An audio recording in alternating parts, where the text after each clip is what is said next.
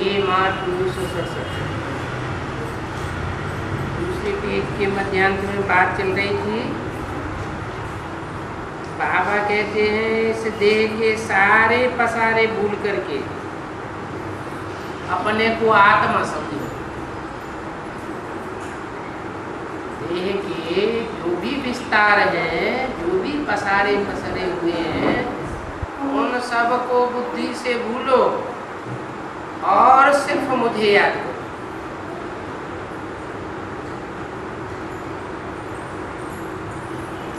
अपन को आत्मा समझो। अभी घर जाना है, आधा कल्प वापस जाने के लिए ही इतनी भक्ति याद की है। सत्युग में तो कोई वापस जाने का पुरुषार्थ ही नहीं करते हैं, क्योंकि वहां तो सब सुखी रहते हैं।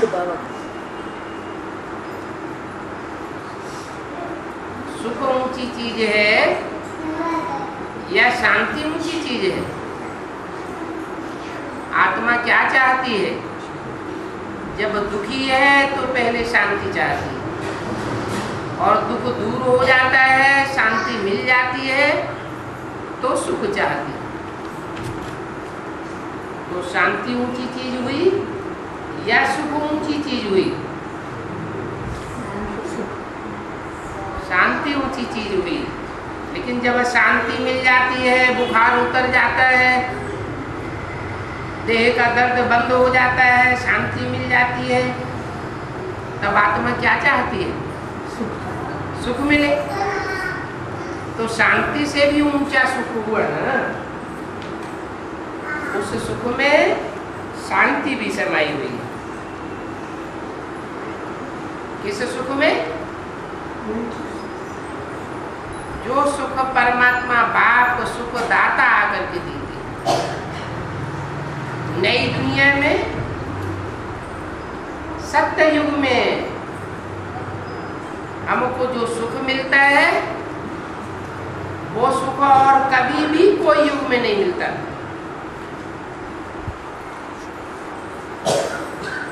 इसलिए वहां सत्युग में कोई वापस मुक्ति धाम जाने का पुरुषार्थ नहीं करते। गाते भी हैं, दुख में सुमिरन सब करे, सुख में करे न कोई। परंतु सुख कब है और दुख कब है ये कोई जानते नहीं। कह देते हैं इसी दुनिया में सुख है, इसी दुनिया में दुख है। अरे इस दुनिया में जो भी सुख है वो अल्पकाल क्षणभंगुर सुख है या सदाकाल का सुख है? क्षणभंगुर सुख है। इस सुख को सुख नहीं कहेंगे। सत्युग में जो सुख था वो अविनाशी सुख था। आत्मा थोड़े समय के लिए भी दुख अनुभव नहीं करती थी। मनुष्यों की बुद्धि तो बिल्कुल जैसे कि खोखली हो गई है। अभी तुम जानते हो कि ये शंकराचार्य आदि भी सब पॉलिटिकल बातों में घुस गए हैं।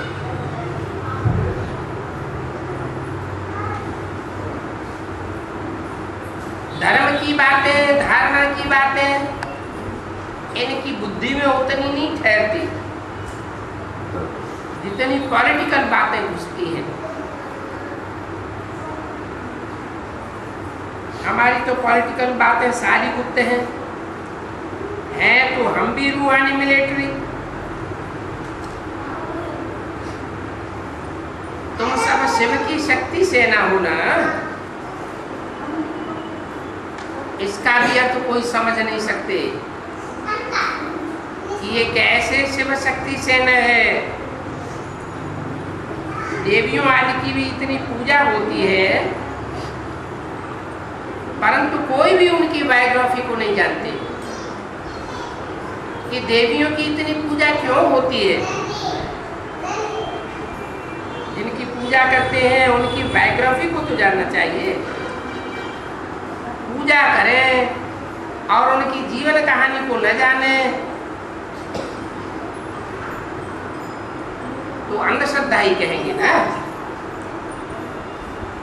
ते ऊंच शिव की ऊंच ते ऊंच पूजा है।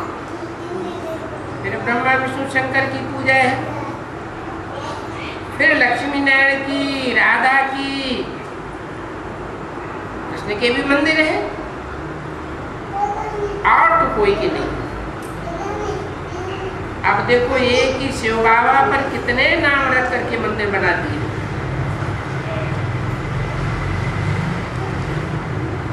तुम्हारी बुद्धि में तो सारा चक्र आ गया। 6 मार्च 1967 की वाणी का तीसरा पेज। ड्रामा में मुख्य एक्टर्स भी होते हैं, वो तो होता है अध का ड्रामा, ये है बेहद का ड्रामा। उस ड्रामा में मुख्य कौन कौन एक्टर्स हैं वो तुम जानते हो। झाड़ के चित्र में, गोले के चित्र में मुख्य एक्टर्स तो दिखाए हुए हैं ना। मनुष्यों की तो बुद्धि में ठिकाइयां भरी हुई है। कह देते हैं राम जी ये संसार बना ही नहीं, योग वासिष्ठ में ऐसे लिख दिए।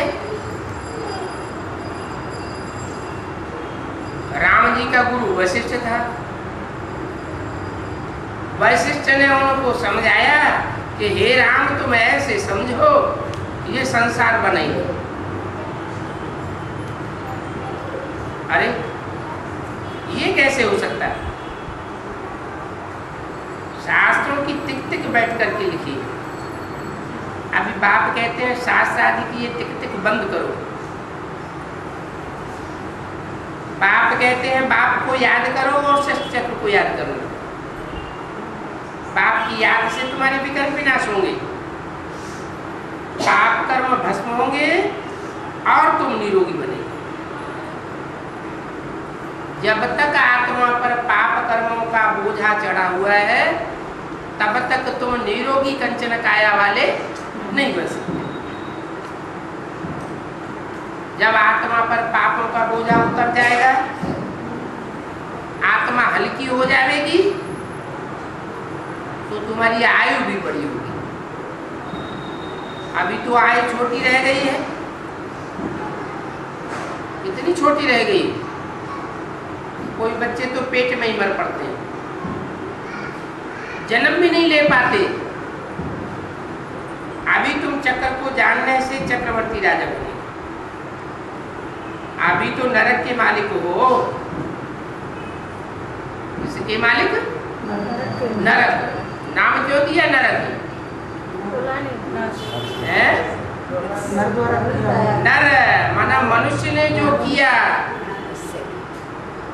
जो मनुष्य ने रचना रची है आज की दुनिया की, वो है नरक। और भगवान आकर क्या बनाते हैं? स्वर्ग। स्वर्ग नाम क्यों दिया? स्व स्थिति में स्थित होना आकर के सिखाता है। तो जो आत्मिक स्थिति में स्थित हो जाते हैं वही वास्तव में स्वर्ग का अनुभव करते हैं। तो फिर तुम स्वर्ग के मालिक बनेंगे, क्योंकि स्व की स्थिति में स्थित होने की अभी तुम प्रैक्टिस करते हो। स्व माने आत्मा। देह और देह के जो भी संबंध हैं, जो भी पदार्थ हैं, उनको बुद्धि से भूलने का पुरुषार्थ करते हैं। आत्मिक स्थिति में स्थित होने का प्रैक्टिस जब पक्की हो जाती है तो तुम स्वर्ग का अनुभव करेंगे। और स्वर्ग के मालिक तो सभी बनेंगे ना। है? एक स्वर्ग का मालिक बनेगा या सब बनेंगे? जो भी नई दुनिया भगवान बाप आकर के स्थापन करते हैं उसमें यथा राजा तथा प्रजा। प्रजा ऐसे अनुभव करेगी जैसे कि राजा के बच्चे हों। घर में बच्चा होता है तो ये कहता है हमारे बाप की दुकान है, हमारी नहीं है। क्या कहता है? ये कारखाना, ये दुकान हमारी भी है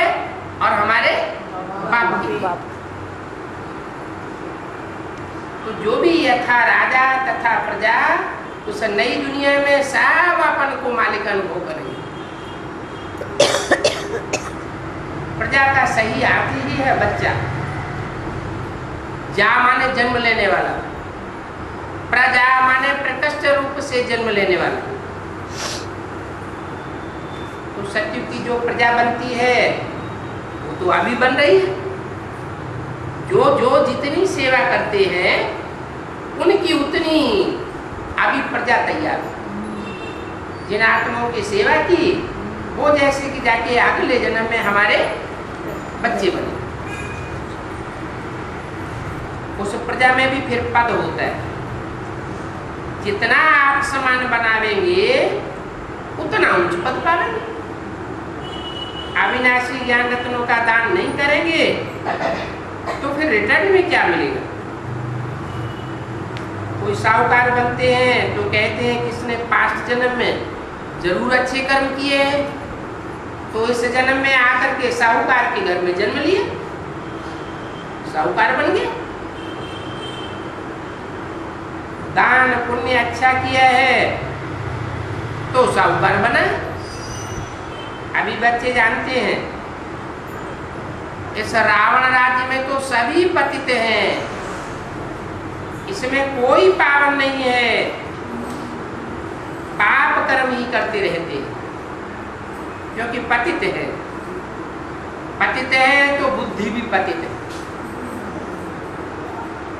बुद्धि भी पतित है, मन भी पतित है और कर्मेंद्रियां भी पतन की ओर जा रही है।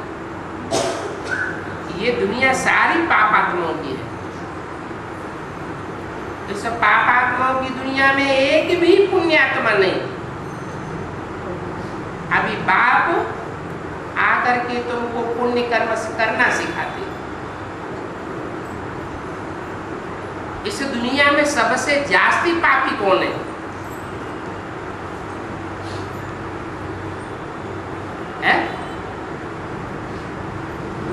जो दुनिया है पतित कलयुगी दुनिया, इसमें सबसे जास्ती पापी कौन है? जो है जो अपन को शिवो हम तत्वम अहम ब्रह्मास्मि ऐसे कहते हैं। हम ही शिव हैं, माना हम ही शिव हैं। आत्मा सो परमात्मा, माने सब परमात्मा हो गए। ऐसे कहने वाले सबसे बड़े पापी। अच्छा, बाहर की दुनिया की बात छोड़ दो। जो ब्राह्मणों की दुनिया के तथाकथित ब्राह्मण हैं वो क्या कहते हैं कि भगवान कौन है, परमात्मा कौन है? क्या कहते हैं? परमात्मा बाप प्रैक्टिकल में ब्रह्मा के तन में आया, ज्ञान सुना के चला गया। अब स्वर्ग बनाने वाले कौन है? क्या कहते हैं? स्वर्ग कौन बनाएगा? हम बनाएंगे। हम ही त्रिमूर्ति हैं। क्या? त्रिमूर्ति शिव का पार्ट बजाने वाले हम हैं। तो अपने अपने चित्र बनाए देते हैं, चित्र छपाए देते हैं और एडवर्टाइजमेंट करती रहती।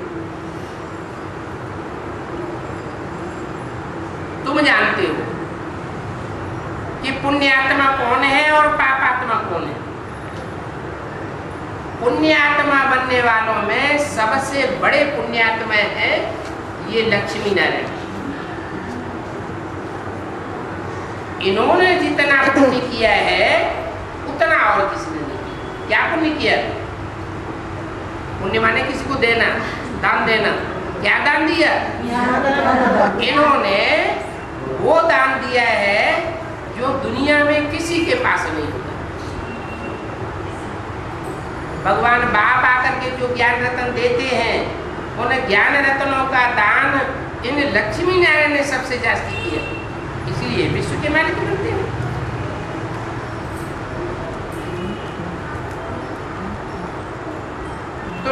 लक्ष्मी नारायण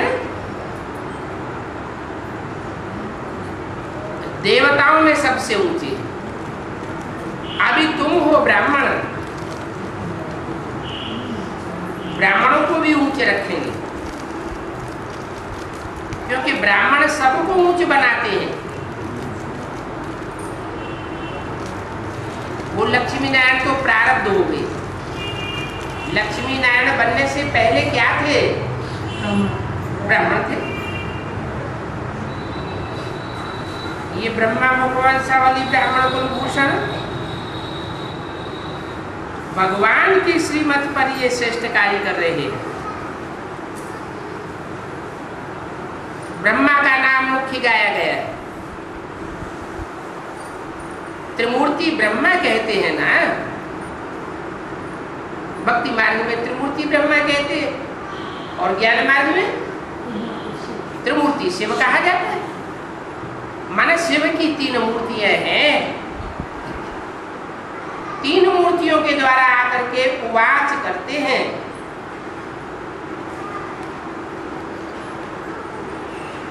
अगर शंकर बड़ा होता तो फिर त्रिमूर्ति शंकर क्यों नहीं कहते?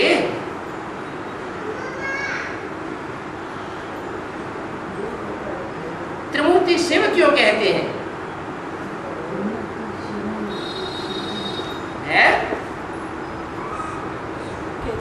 त्रिमूर्ति शिव कहते हैं ज्ञान मार्ग में, त्रिमूर्ति ब्रह्मा कहते हैं भक्ति मार्ग में। जो भक्ति मार्ग में त्रिमूर्ति ब्रह्मा कहते हैं वो शूटिंग कहाँ हुई? यहाँ ब्राह्मणों की दुनिया में इसकी शूटिंग होती है। वो तथाकथित ब्राह्मण समझते हैं कि ब्रह्मा की आत्मा ब्रह्मा का पाठ बजाती है, ब्राह्मण धर्म की स्थापना करती है, और वही आत्मा शंकर का पाठ बजाती है, और वही आत्मा ब्रह्मा सो विष्णु का पाठ बजाती है। परंतु तीनों मूर्तियों में ऊंची स्टेज किसको देते हैं? शंकर को ऊंची स्टेज देते हैं। ब्रह्मा को मृत्युलोक के नजदीक दिखाया और शंकर को शांति धाम के नजदीक दिखाया, तो वो हुआ शांति देव। अब तुमको हर एक बात में त्रिमूर्ति शिव कहना पड़ेगा, न त्रिमूर्ति ब्रह्मा और न त्रिमूर्ति शंकर, न त्रिमूर्ति विष्णु। क्या कहना पड़े? त्रिमूर्ति शिव। ब्रह्मा द्वारा स्थापना होती है, विराट स्वरूप भी बनाते हैं, परंतु विराट स्वरूप में न शिव को दिखाते हैं और न ब्रह्मा को दिखाते हैं। विराट रूप में किसको दिखाते हैं? विष्णु को दिखाते हैं। क्यों?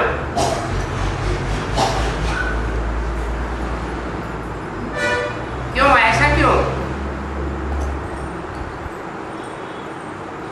क्योंकि कार्य संपन्न न ब्रह्मा से हुआ और न शंकर से होता है।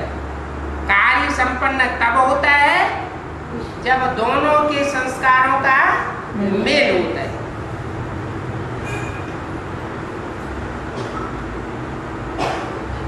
देवता, क्षत्रिय, वैश्य, शूद्र से फिर दिखाते हैं, लेकिन ब्राह्मणों को और शिव को गुम कर दिया है। काहे में से? विराट रूप में से। क्यों गुम कर दिया है? विष्णु का जब रूप दिखाते हैं विराट रूप, तो उसमें से ब्राह्मणों को क्यों उड़ा दिया? ब्राह्मणों की जगह देवताओं को दिखा दिया मस्तक में, ब्राह्मण चोटी को उड़ा दिया और शिव को भी उड़ा दिया। शिव के द्वारा तो सारा कार्य होता है, फिर उनको क्यों उड़ा दिया? संपन्न होने के बाद जिसने सारा काम किया उसको उड़ा दे। तो ब्रह्मा से ब्राह्मण से देवता बनते हैं, 4 वर्ण दिखाते हैं, देवता, क्षत्रिय, वैश्य, शूद्र। ब्राह्मण शूद्र देवता बनते हैं, वो तो एक ही हो गए। 5वां गुण कर दिया। जो विराट रूप दिखाते हैं भक्ति मार्ग में, उसमें देवता वर्ण मस्तक में दिखाया है, भुजाओं में क्षत्रिय दिखाए हैं, पेट और जंघाओं में वैश्य दिखाए हैं, और पांव में शूद्र दिखाए हैं, और ब्राह्मणों को उड़ाई दिया।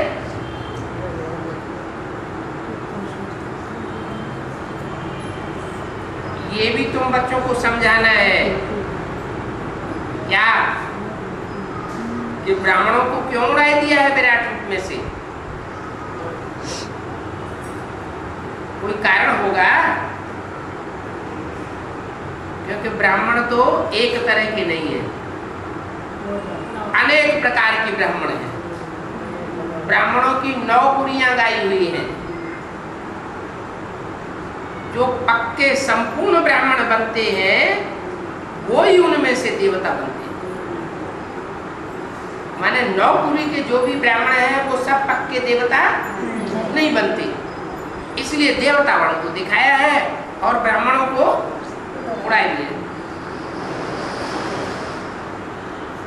तुम्हारे में से भी यथार्थ कोई है जिनकी बुद्धि में यथार्थ बैठता है, और मुश्किल से बैठता है, अथाह पॉइंट से, जिनको टॉपिक्स कहते हैं। तो तुमको कितनी टॉपिक्स मिलती रहती है। अभी जहां तहां ये टॉपिक रखो कि झूठी गीता से भारत की दुर्गति हुई है। क्या? कौन सी गीता से दुर्गति हुई है? झूठी गीता कौन सी? मनुष्यों ने जो गीता लिखी है, बनाई है, उस गीता से दुर्गति होती है। और भगवान की बनाई हुई गीता, भगवान ने जो गीता गाई, उससे सदगति होती है। जड़ गीता की बात है या चैतन्य गीता की बात है? गीता को माता कहा जाता है, तो कोई पुस्तक की बात नहीं है। गीता शास्त्र सब शास्त्रों में ऊंचा शास्त्र, सर्वशास्त्र शिरोमणि कहा जाता है। शासन करने वाला विधान, उसको कहते हैं शास्त्र। तो शासन चैतन्य करता है या जड़ करता है? चैतन्य शासन करता है। तो जरूर कोई गीता माता है। जब नई सृष्टि रची गई, तो ब्राह्मणों की दुनिया में वो गीता माता ने ऊंचे से ऊंचा शासन करके दिखाया। लास्ट की बात है, इतना अच्छा और श्रेष्ठ शासन और कोई धर्म ग्रंथ नहीं कर पाता, कोई शास्त्र नहीं कर पाता। क्या क्या नहीं कर पाता? जितने भी दूसरे मनुष्यों के बनाए हुए धर्म हैं, उन सब का विनाश कराई देती है और भगवान के द्वारा स्थापना किए हुए सद्धर्म की स्थापना हो जाती है। भारत की सदगति हो जाती है और सब धर्मों की जो दुर्गति हुई पड़ी थी, वो सब खलास हो जाती है। कहते भी हैं फाल ऑफ भारत, भारत के उत्थान और पतन की कहानी। तो सच्ची गीता से भारत की सदगति होती है। वही गीता जब झूठी बन जाती है तो दुर्गति होती है, और वही गीता जब सच्ची बन जाती है तो सदगति होती है। माने भगवान ने जिस गीता को बनाया, जिस गीता की रचना की, जिस गीता को अडॉप्ट किया, वो गीता स्वर्ग की रचना करती है, और मनुष्य जिस गीता का निर्माण करते हैं, रचना करते हैं, उससे वो गीता झूठी हो जाती है।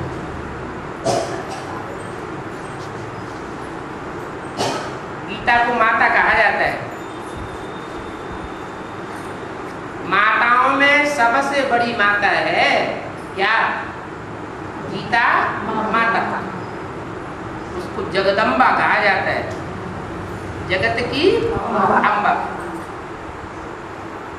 ब्रह्मा की पूजा नहीं होती है,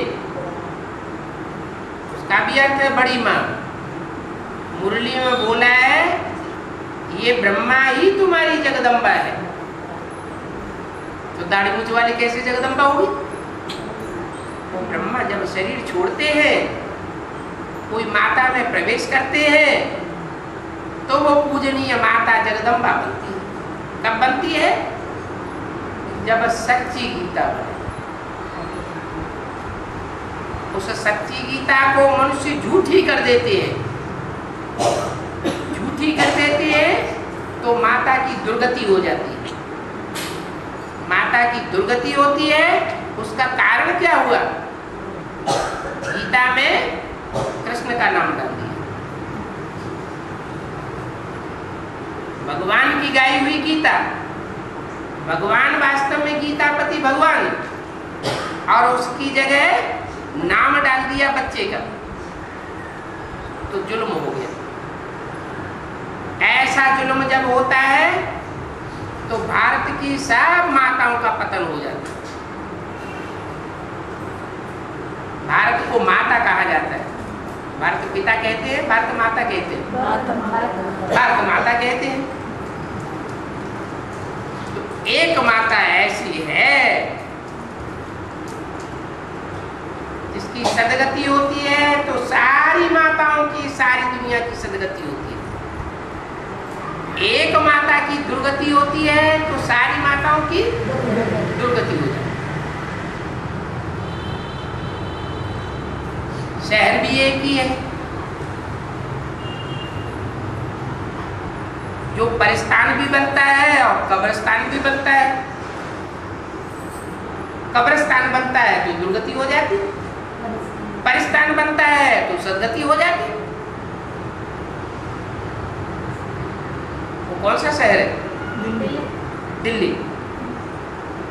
तो दिल्ली सारे भारत का, सारी दुनिया का उत्थान करने के निमित्त हो जाती है।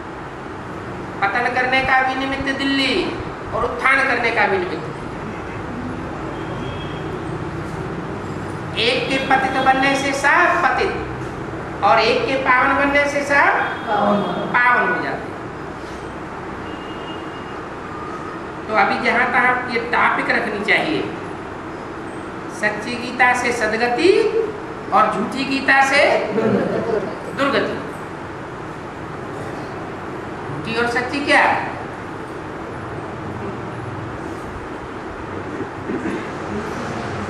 खाना खा रहा है और दूसरे ने भी आके खाना खा लिया उसी थाली में, तीसरे में भी उसी ने खाना खा लिया, तो खाना झूठा हो गया ना।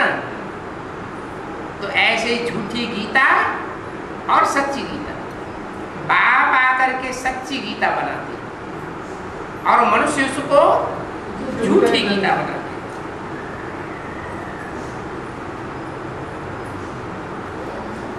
तो देखो भारत अभी कंगाल बन गया है। सभी गीता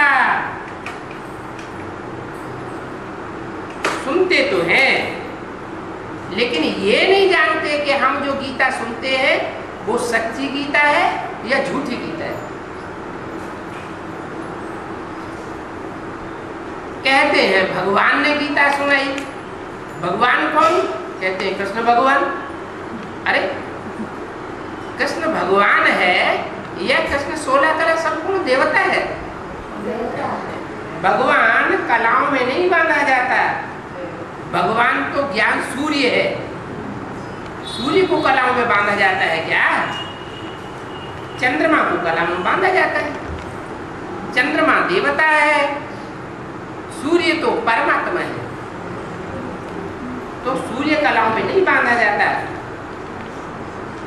तो रामकृष्ण की जो आत्माएं हैं वो देव आत्माएं हैं, वो कोई परमात्मा नहीं है, भगवान नहीं है। भगवान जब इस सृष्टि पर आता है तो राम के मुकर्रर रथ में प्रवेश करता है और प्रवेश करके झूठी गीता को सच्ची गीता बनाता है। वो सच्ची गीता फिर सारे भारत का, सारी दुनिया का उद्धार करने के निमित्त करती है। सच्ची गीता भगवान द्वारा सुनने से मनुष्य देवता बने।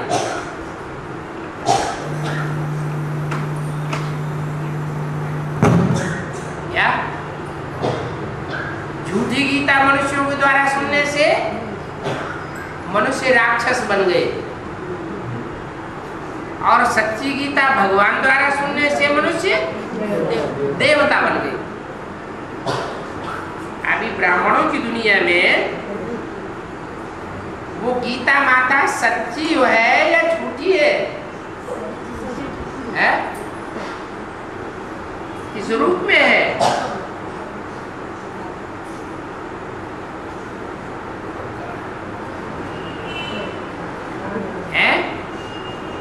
कौन से युग की शूटिंग हो रही है?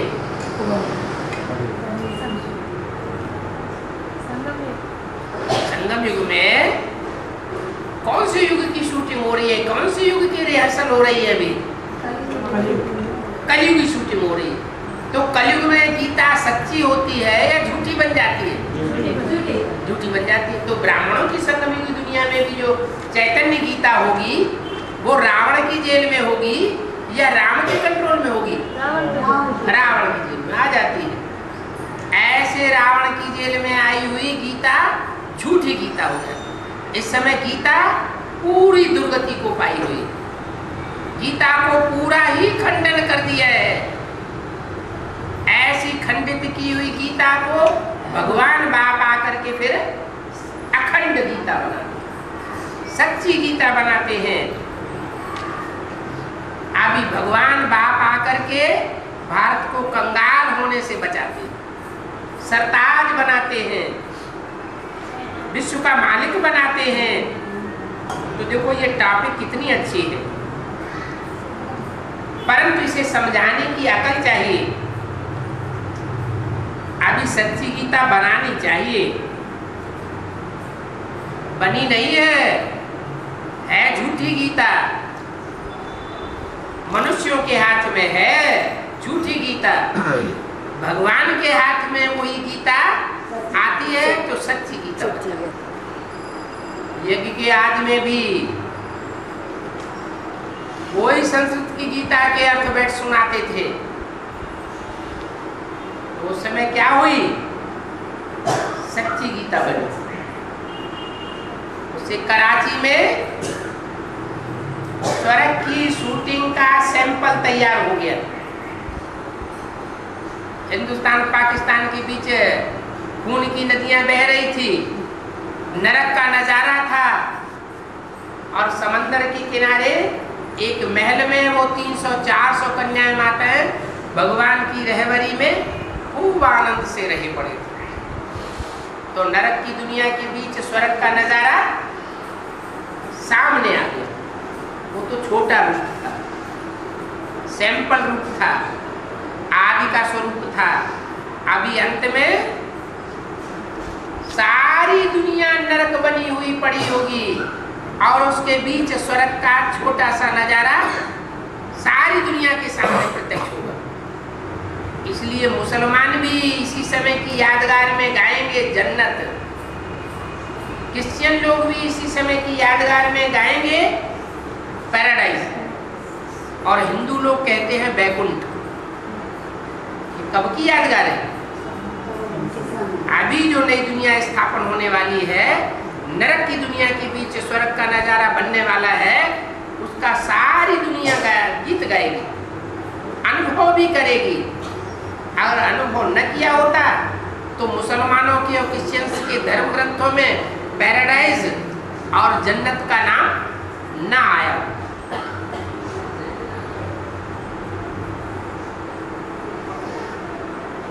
तो मनुष्य समझे तब जब तुम क्लियर करके लिखो। शिव भगवान वाद,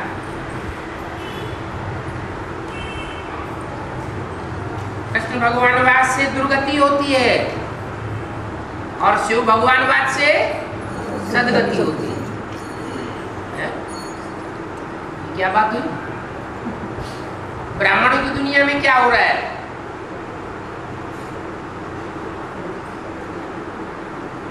कहाँ शिव भगवानवाद और कहाँ कृष्ण भगवानवाद? वो तथाकथित ब्राह्मण क्या समझते हैं? प्रैक्टिकल में कौन ने उवाच किया? कृष्ण भगवान ने उवाच किया। माने कृष्ण की आत्मा अंतिम जन्म में ब्रह्मा का चोला धारण करके क्या बन जाती है? कृष्ण भगवान बन जाती है। बाप कहते हैं कृष्ण भगवान है नहीं। माने दादा लेखराज ब्रह्मा के मुख से जो गीता सुनाई गई, उस गीता को सुनने वाले और जो भी समझने वाले हैं, सुनाने वाले हैं, वो सब दुर्गति को प्राप्त होते जा रहे हैं। कैसे? ब्रह्मा का 8 फेल हुआ तो ब्रह्मा को भगवान के रूप में मानने वाले भी क्या, उनके भी शरीर छूटते जा रहे हैं। बाप कहते हैं मैं तुमको दुर्गति से बचाता हूं। कब? जब मैं आकर के अपने हाथ में गीता लेता हूं। वो गीता से तुम्हारी होती है सदगति। तो कितना सहज है समझाना। एक एक ज्ञान की पॉइंट लाखों रुपए की, जिससे तुम क्या से क्या बन जाते हो। तुम्हारे तो कदम कदम में पदम है।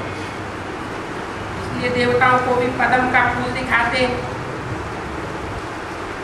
तुम ब्राह्मण वंशावली ब्राह्मणों का नाम ही गुम कर दिया है विराट स्वरूप के चित्र में से। किन्होंने? भक्तों ने। क्यों गुम कर दिया है?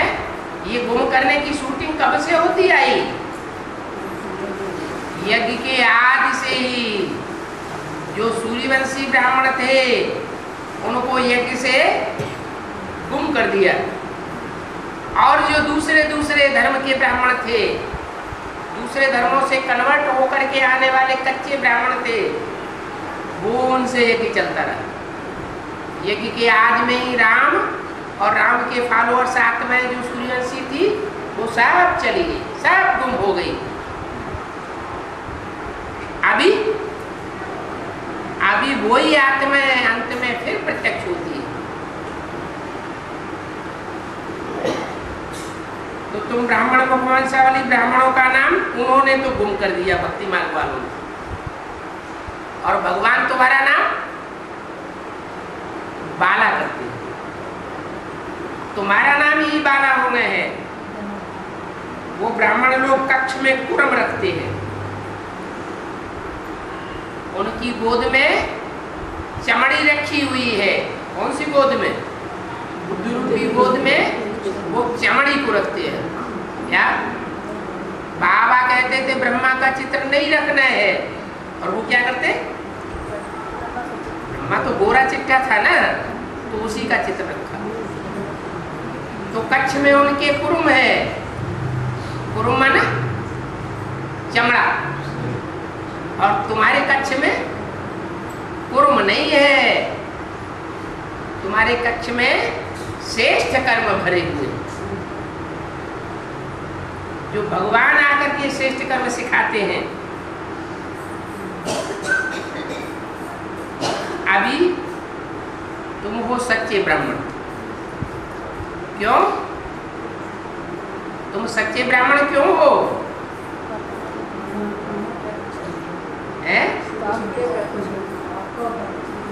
तुम सच्चे ब्राह्मण इसलिए हो कि तुम सतयुग की स्थापना करने के निमित्त बनते हो,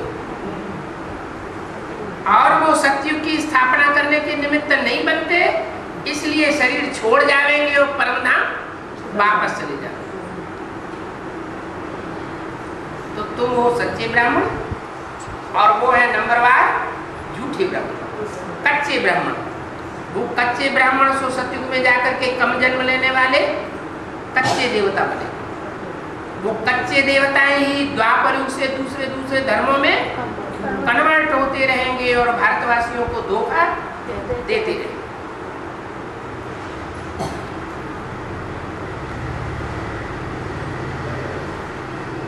तो उनकी कक्ष में है कुरुम और तुम्हारे कक्ष में है सच्चम।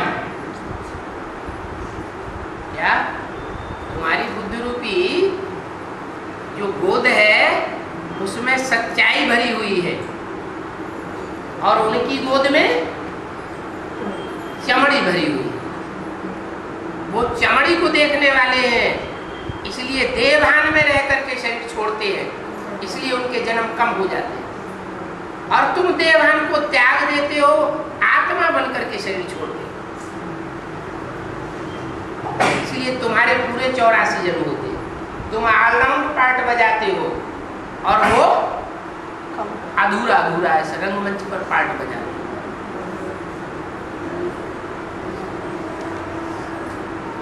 उनकी कक्ष में कुर्म है, तो तुमको तो कितना नशा चढ़ना चाहिए।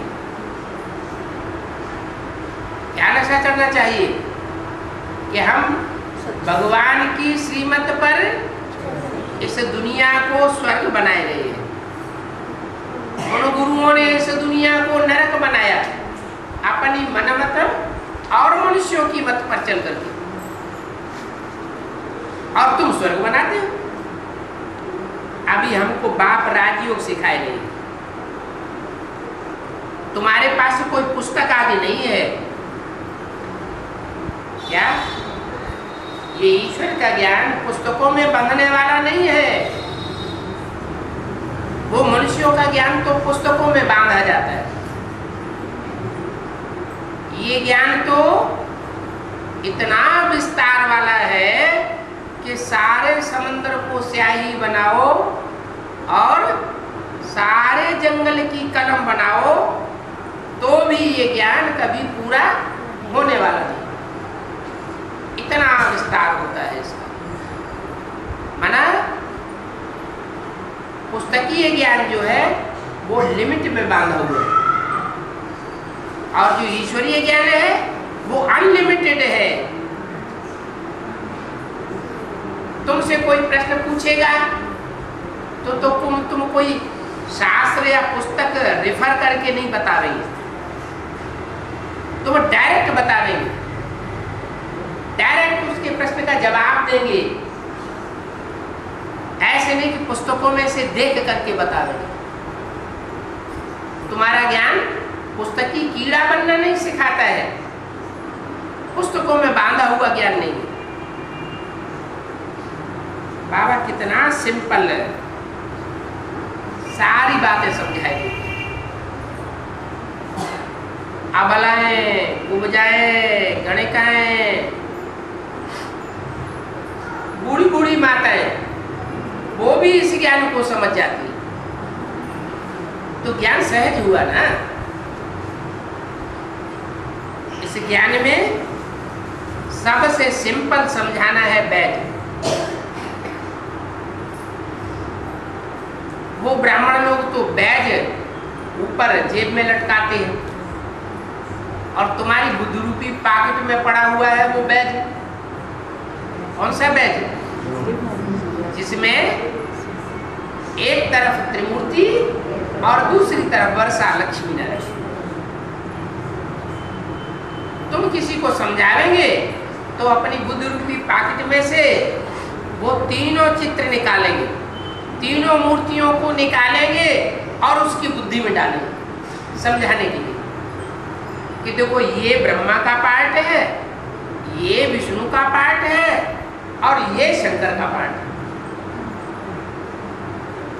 तुम्हें कोई जड़ चित्र की भी दरकार नहीं है, तुम तो चैतन्य चित्रों के आधार पर बताते हो कि ये चैतन्य है। कौन?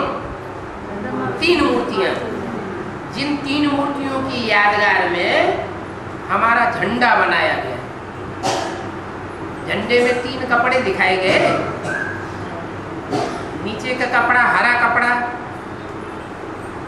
ब्रह्मा की बुद्धि में हरित क्रांति थी, स्वर्ग आवेगा, नई दुनिया बनेगी, तो हरा कपड़ा दिखाया। उसके ऊपर वाला सफेद कपड़ा दिखाया गया। सफेद कपड़ा अर्थात सात्विकता की यादगार। विष्णु है सतो प्रधान, सात्विक स्टेज वाला, और उससे ऊपर का कपड़ा केसरिया रंग, लाल रंग का। लाल रंग जो है वो क्रांति करने वाला होता है। बिना क्रांति के इस दुनिया में शांति होने वाली नहीं है। तो सारी दुनिया में ऐसी क्रांति करता है कि जितने भी विधर्मी हैं, जितने भी आतताई हैं, उन सब के छक्के छूट जाते हैं।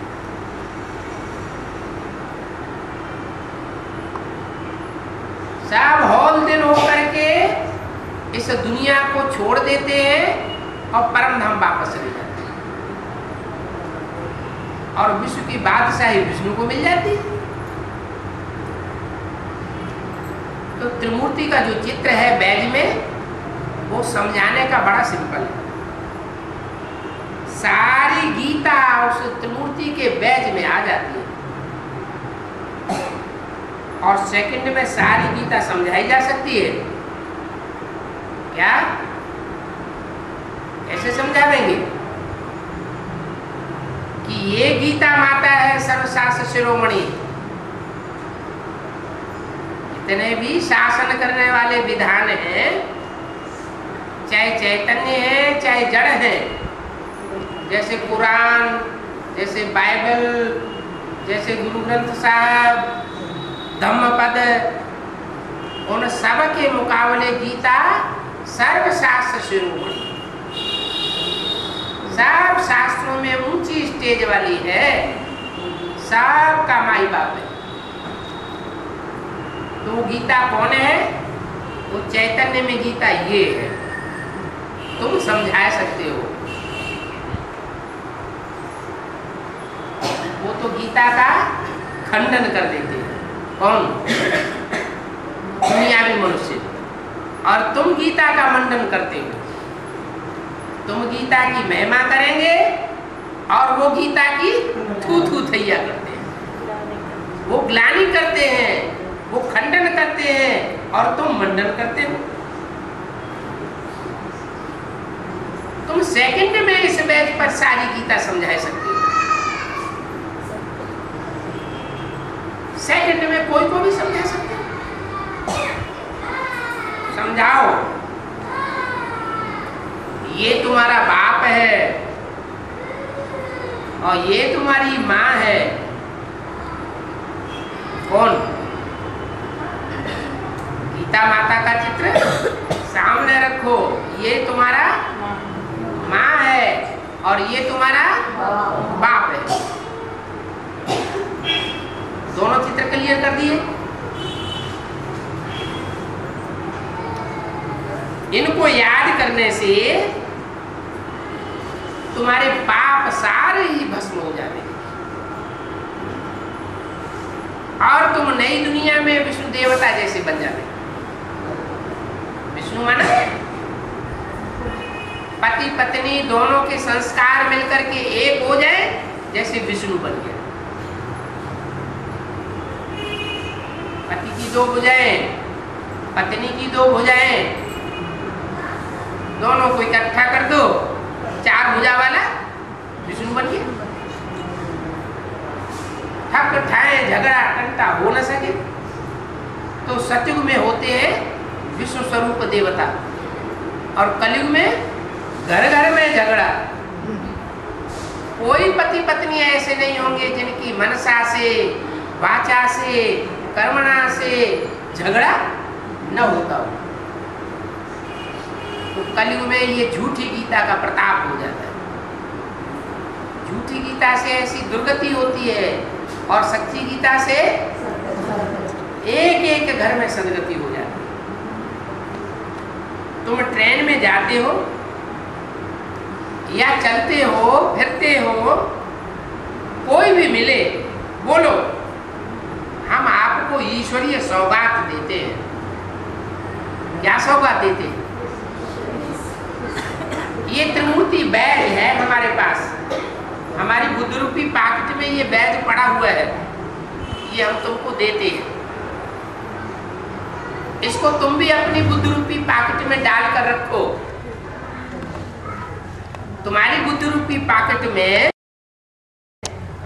ये बैग पड़ा रहेगा तो तुम भी नर से नारायण और नारी से लक्ष्मी बन सकते। कितना अच्छा बैग है छोटी सी चीज और कितना बुद्धि का परिवर्तन कर सकती है। तो ये बैग हर एक ब्राह्मण बच्चे को अपनी बुद्धि रूपी पॉकेट में रखना चाहिए।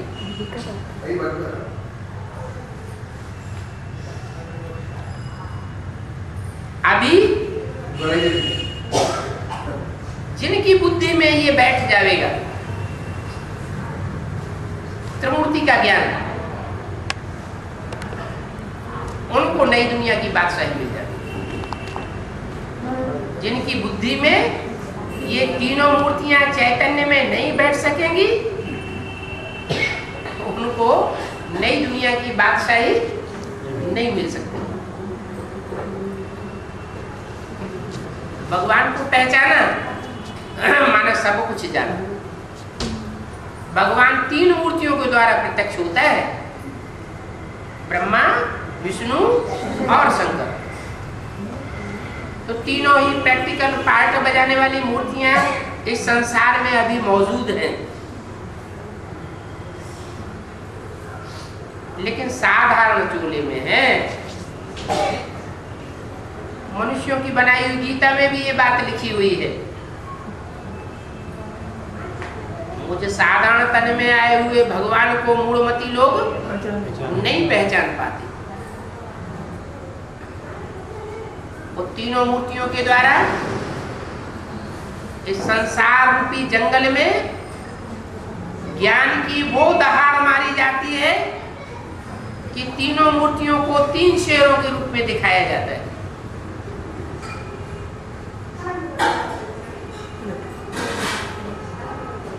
एक मूर्ति के द्वारा स्थापना का कार्य, दूसरी मूर्ति के द्वारा विनाश का कार्य और तीसरी मूर्ति के द्वारा पालना का कार्य संपन्न होता है।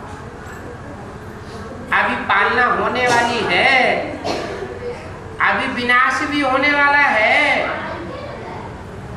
और नई दुनिया के संगठन की स्थापना भी प्रत्यक्ष में दिखाई पड़ेगी। सारी दुनिया अनुभव करेगी। क्या अनुभव करेगी? कि दुनिया में 7 वंडर्स तो मनुष्यों के बनाए हुए हैं, जो दुनिया के लोग घूम घूम करके देखने जाते हैं, पैसा खर्च करते हैं। अब ये भगवान के द्वारा बनाया हुआ 8वां वंडर दुनिया का सबसे बड़ा वंडर हो जाएगा। बड़े से बड़ा वंडर होगा हेवन, स्वर्ग। इस वंडर को सारी दुनिया देख भले नहीं सकेगी, लेकिन अनुभव कर लेगी कि हाँ ये वंडर ऑफ द वर्ल्ड है, जो दुनिया का बड़े से बड़ा वंडर है। ये भगवान के द्वारा स्थापन होता है और हो रहा है।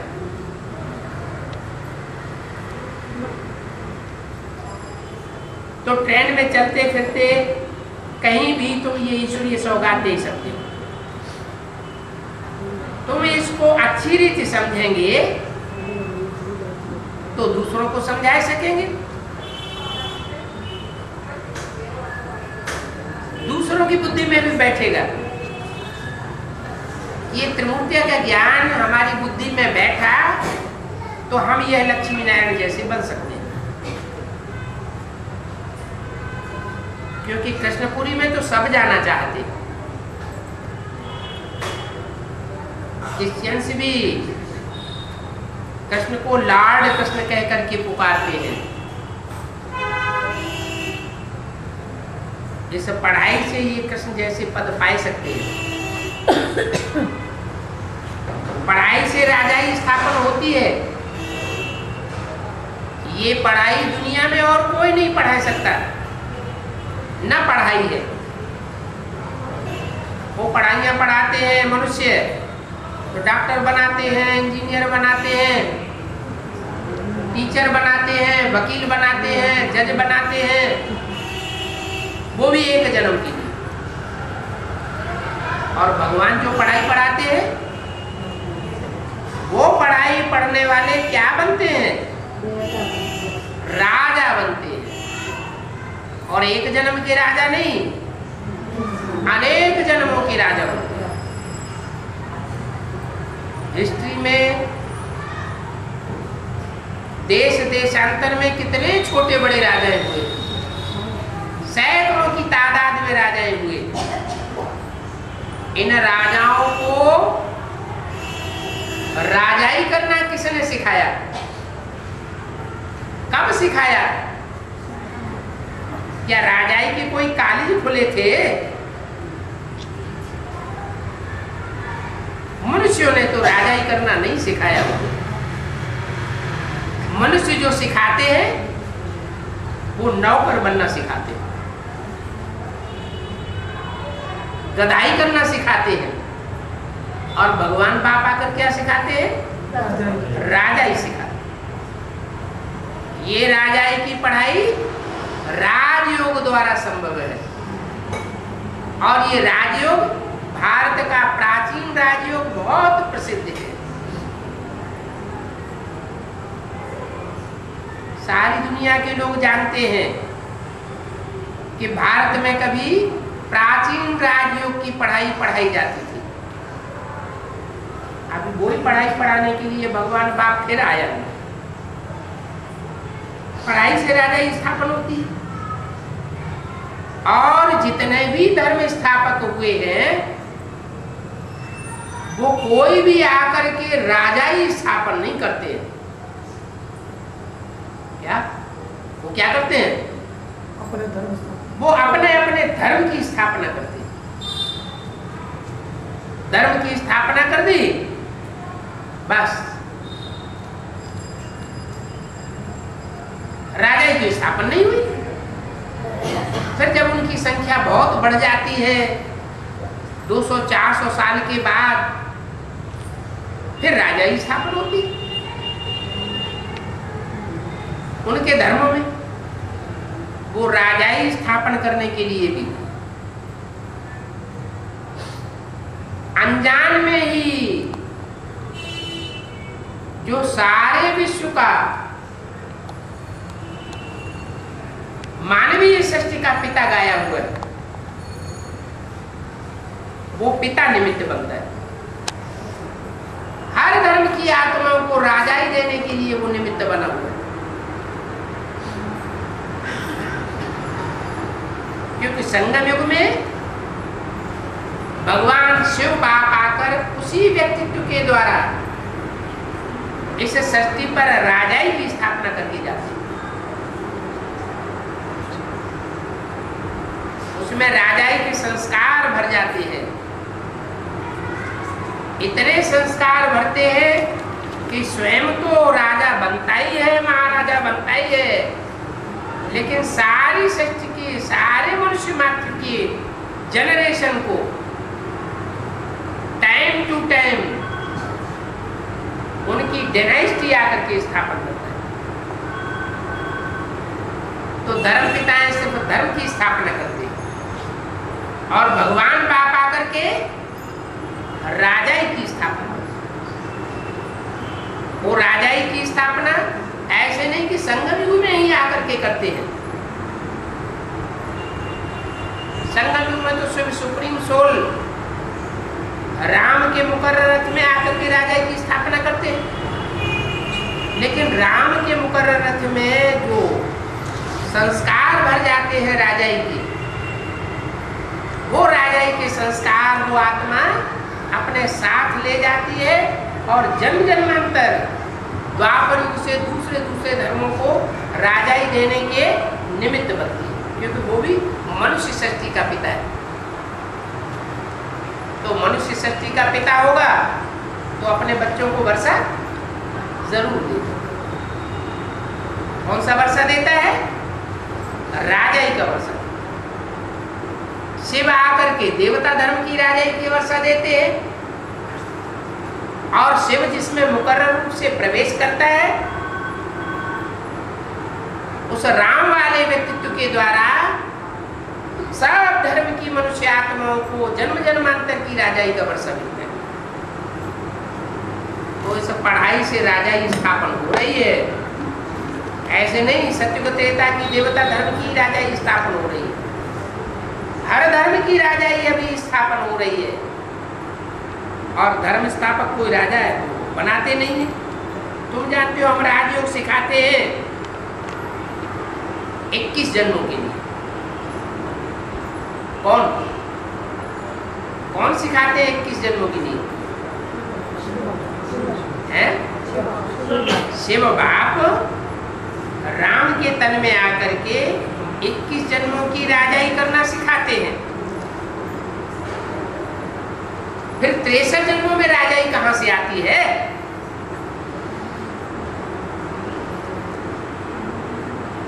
वो जो पुरुषार्थ करने के संस्कार पड़ जाते हैं संगम युग में, जिन आत्माओं के अंदर वही संस्कार द्वापर कलयुग में फिर इमर्ज होते हैं। वो कितनी अच्छी पढ़ाई है। सिर्फ रोजाना 1 घंटा ये पढ़ाई पढ़ना है। वो पढ़ाइयाँ तो 8-8 घंटे पढ़नी होती है रोज, और वो भी एक जन्म के लिए। वो भी पता नहीं इंजीनियर वकील बने न बने, कोई चवन्नी के वकील बने और कोई लाखों कमाने वाले बने, कुछ गारंटी नहीं है। और यहाँ तो गारंटी है क्या कि जो रोज 1 घंटा ये पढ़ाई पढ़ेंगे वो नई दुनिया के मालिक